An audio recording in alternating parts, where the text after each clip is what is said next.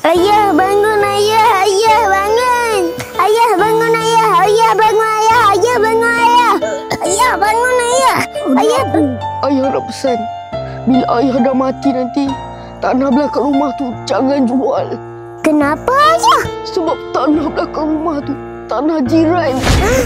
Rumah kita pun janganlah jual bila ayah dah meninggal nanti. Ya, saya tak jual. Nanti senang kami adik-beradik nak berkumpul kat situ. Tak perlulah berkumpul adik-beradik kat situ.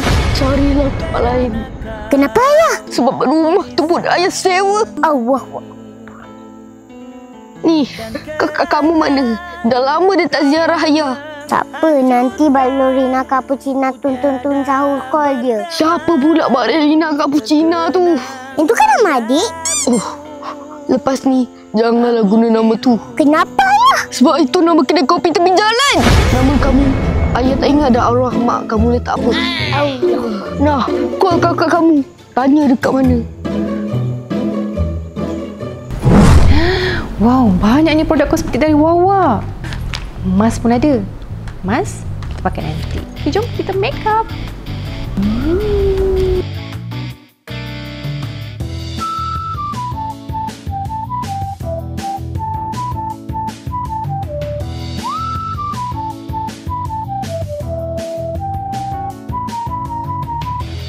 Sebelum selepas.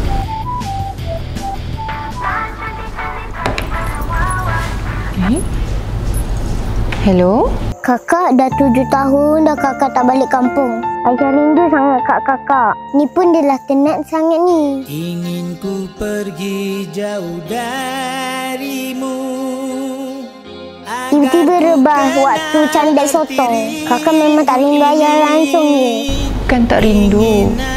Tapi adik salah nombor ni. Saya tak pernah pula ada adik. Ayah saya pun dah lama meninggal. Ayah, dia cakap salah nombor. Allahu Akbar. Ayah lupa yang kamu adalah satu-satunya anak ayah. Yang ada 2 orang anak tu jiran tepi rumah. Siapa tak call? Dah jomlah kita balik.